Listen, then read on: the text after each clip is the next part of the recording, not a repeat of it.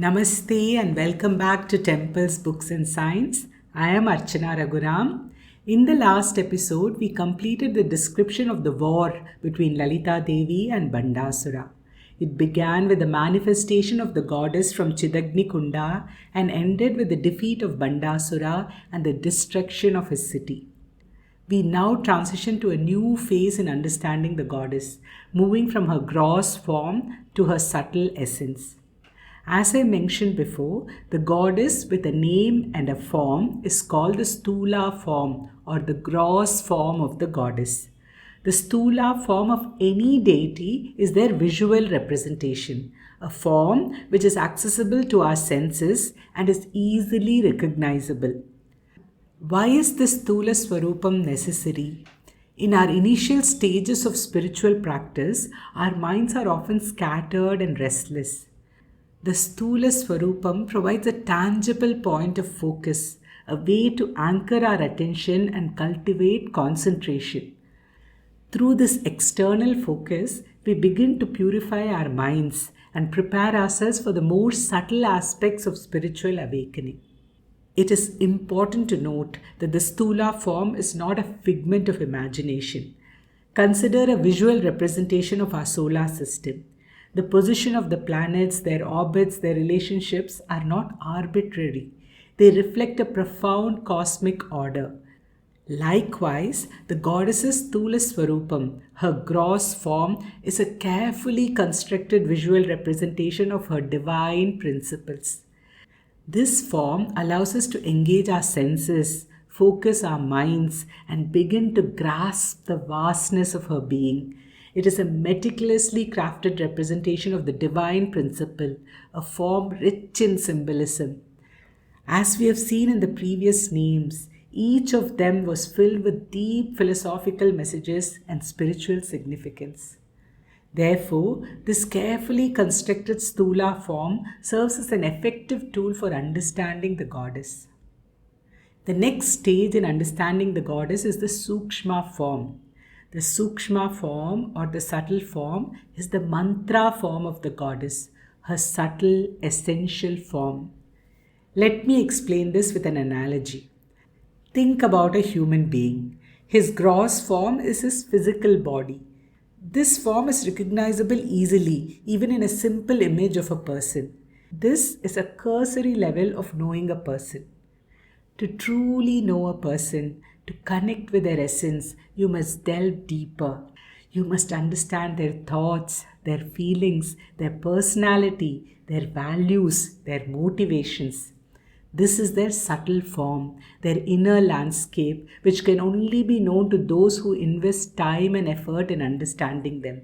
It requires a deeper connection, a more profound level of awareness.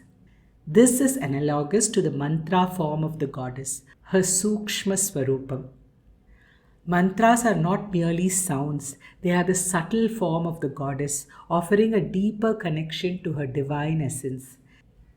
Therefore, just as we move beyond a superficial understanding of a person to grasp their true nature, so too, from the Stula Swaroopam, we can gradually evolve to the Sukshma Swaroopam, the subtle form. This transition involves moving from external visualization to internal contemplation, from physical representation to mental abstraction, ultimately leading us to perceive the goddess not merely as a physical form, but as the underlying consciousness that pervades all existence. Ultimately, this leads us to the supreme form, the Paraswarupam, where the distinction between the worshipper and the worshipped dissolves into the oneness of Brahman. With this understanding, let's dive into the next three names, which describe the goddess as the personification of the Panchadashi mantra, the most important mantra of Sri Vidya. Srimad Vagbhava Kuta swarupa mukha pankaja Kantatha paryantha Madhya Kuta swaroopini Shakti Kutaika tapanna katyado bhagadarini.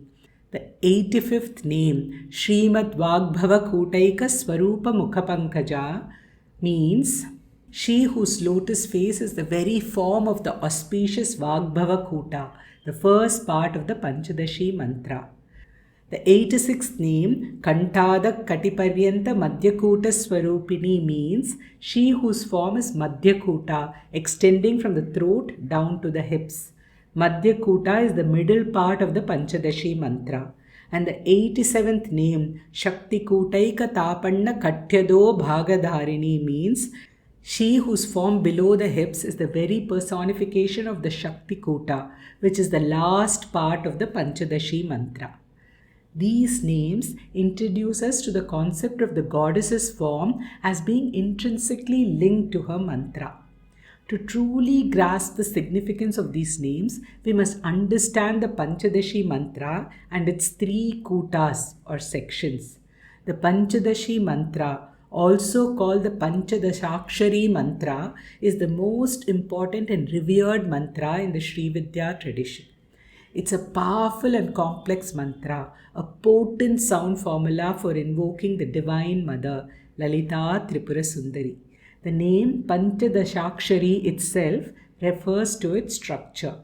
It is a 15-syllable mantra. These 15 syllables are divided into 3 distinct sections, each known as a kuta, meaning a group or collection. These 3 kutas represent the 3 sections of the goddess's subtle body, her face and head, her torso, and her lower body. Let's examine the first kuta, which is called the Vagbhava Kuta, Srimad Vagbhava Kuta swaroopa mukha pankaja. The first 5 syllables of the Panchadashi mantra constitute the Vagbhava Kuta. This section represents the goddess's face and head, and it signifies the power of speech, knowledge, and creation. It is considered the source of all manifestation, the divine sound, the Shabda that brings forth the universe. The Vagbhava Kuta, as the origin of speech, is intrinsically linked to the power of creation. In our philosophy, sound or nada is considered the primordial element from which the universe manifested. That's why it's called Nada Brahma. By identifying the goddess's face with this kuta, the name connects her directly to the act of cosmic emanation through sound and vibration. Moreover, the Vagbhava Kuta, associated with the bestowal of knowledge and wisdom, also underscores the goddess's role as the ultimate source of divine wisdom, the guiding intelligence behind all of creation. When we say the goddess's face is the Vagbhava Kuta, we are not merely describing a physical feature. We are acknowledging that her very countenance is the source of all knowledge, all speech, and all manifestation. It is the origin of the divine word, the creative energy that brings forth the cosmos. Now we come to the Madhya Kuta, Kantatha paryantha Madhya Kuta swaroopini. The next 6 syllables of the Panchadashi mantra form the Madhya Kuta, also known as the Kamaraja Kuta. This central section of the Panchadashi mantra represents the goddess's torso, her heart, and her vital energy. It's comprised of 6 bija mantras, powerful seed syllables that hold immense creative potential. The term Kama in this context extends beyond earthly desires. It refers to the divine desire, the Ichcha Shakti, the very will and intent that propels the universe into existence. Symbolically, this kuta is associated with Mahavishnu, the preserver, who embodies the principle of sustenance.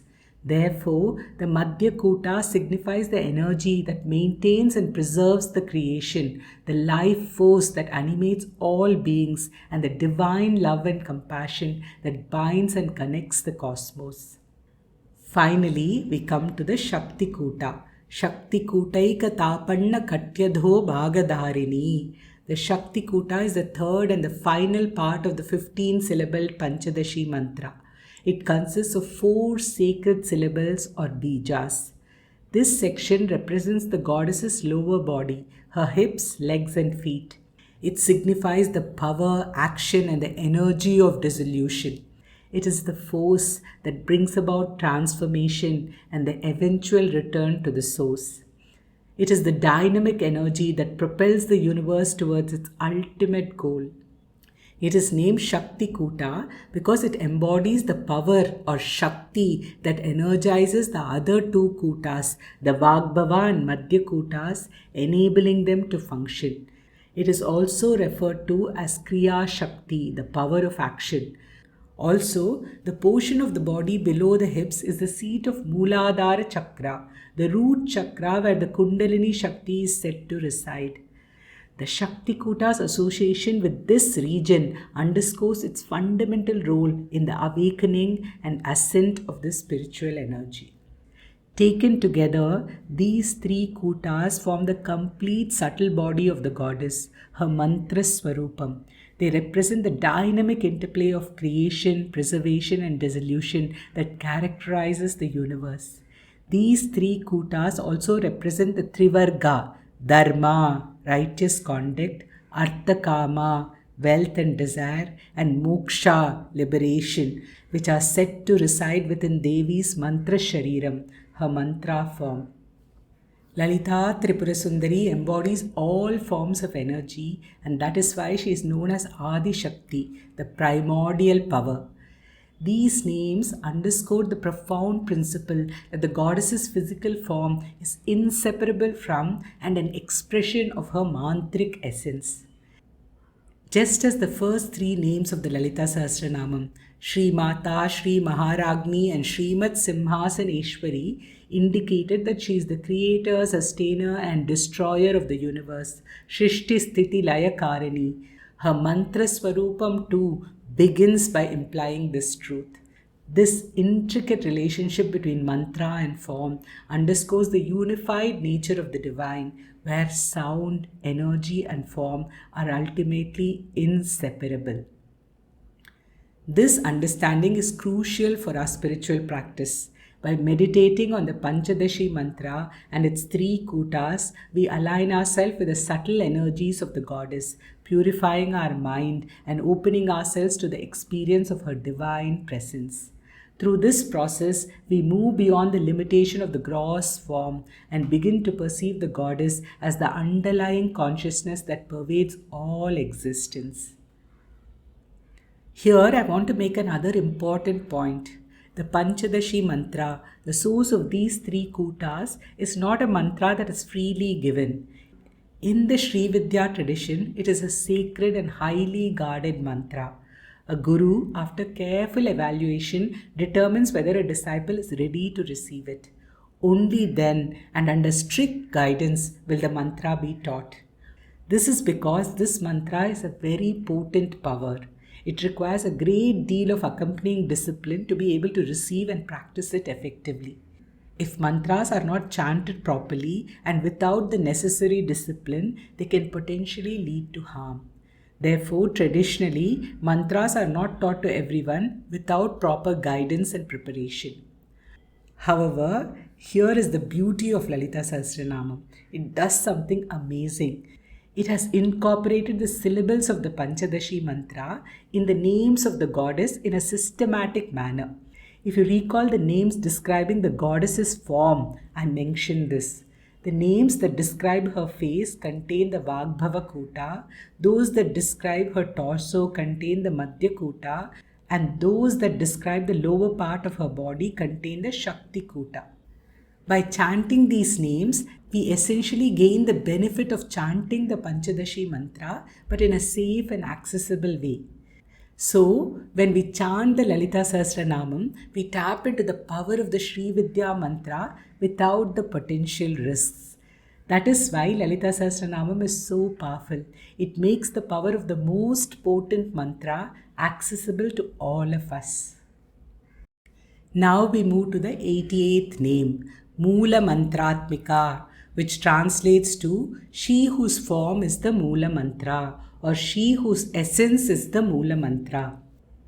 In Sri Vidya tradition, there are numerous mantras called Anga Mantras, which means limb mantras that serve various purposes. But all these mantras originate from a single fundamental source, which is the Moola Mantra or the root mantra. The Moola mantra of Sri Vidya is the Panchadashi mantra, which we explored in the last three names. The Panchadashi mantra with its three kutas is considered the very swaroopam, the essential form of the goddess. It is the source from which all other mantras in Sri Vidya emerge. It is also called the Moola mantra because all the four Purusharthas, Dharma, Artha, Kama and Moksha, are said to arise from it.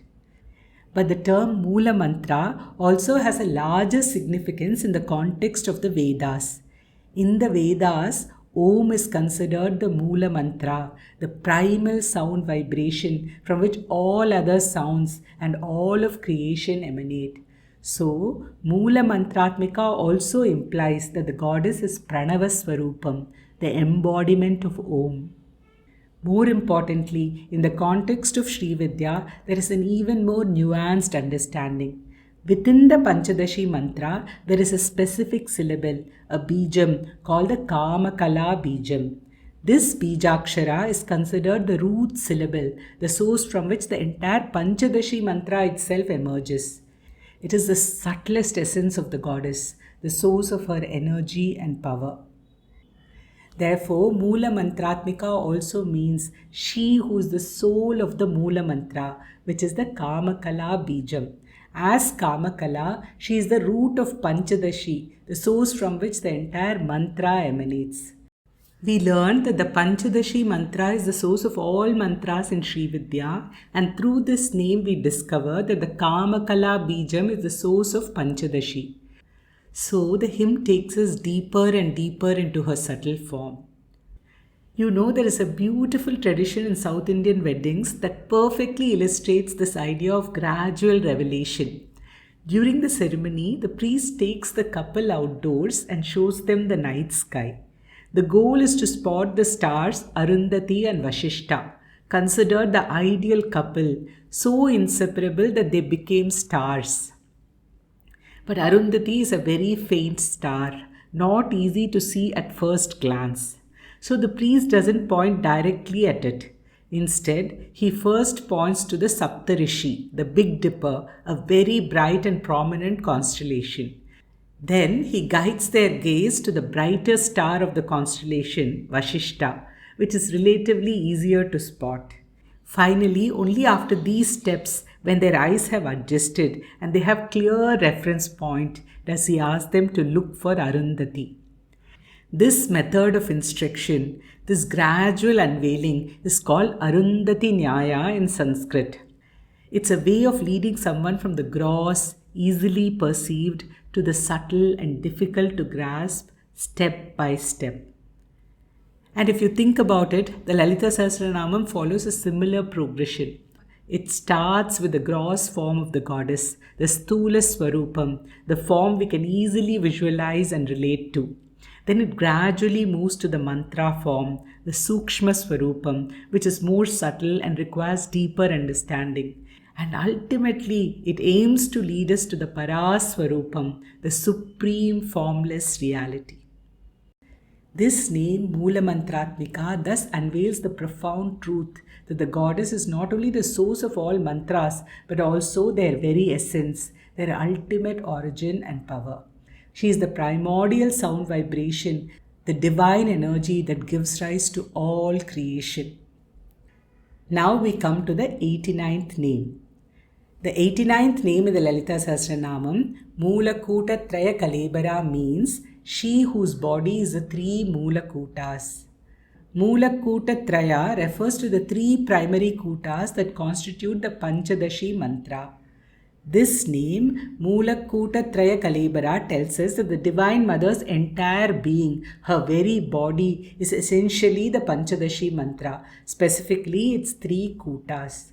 This is a fundamental idea in Tantric philosophy which sees sound, the mantra, and the form, the deity, as deeply intertwined, inseparable aspects of the same divine reality. In this perspective, the mantra is not merely an external tool used to invoke the goddess from a distant realm, but rather represents her very essence, her divine energy, and her manifested form. The mantra is the goddess's sonic body, and she is the power and consciousness animating the mantra. So, by truly understanding, reciting, and meditating on the Panchadashi mantra, the devotee connects directly with the goddess's fundamental form, her inherent energy, and her ultimate consciousness. The mantra acts like a vibrational key, unlocking the doors to perceive and experience the divine presence within us and throughout the cosmos. The power of the mantra lies in its ability to resonate with the divine consciousness and to manifest the goddess's presence in the heart of the devotee. While the goddess is ultimately beyond form and attributes, the mantra provides a specific and accessible form for connecting with her through sincere recitation, focused meditation, and deep contemplation. Having explored the goddess's mantra swaroopam in these names, we now transition to a new phase of our journey, starting from the 90th name. We will delve into yogam, specifically Kundalini Yoga, which provides the practical method for awakening and directing the very energies represented by these mantras. Kundalini Yoga is the path through which we realize the full potential of the mantra's power, ultimately leading us to the union with the Divine Mother. Prepare to delve into a new dimension of spiritual practice as we explore the path of Kundalini Yoga and its powerful role in attaining union with the Divine Mother, Lalita Tripura Sundari. I hope this exploration of Lalita Sahasranamam has been helpful so far. I'm eager to learn how this series is affecting you. Please share your thoughts and reflections in the comments section. What are your key takeaways? How has it helped you connect with the Divine Mother?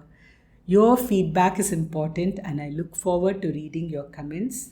Please don't forget to subscribe, like, share, and click on the notification bell. May the grace of the goddess Lalita Tripura Sundari guide you on this journey of self-discovery and transformation. Om Shri Matre Namaha. Namaste.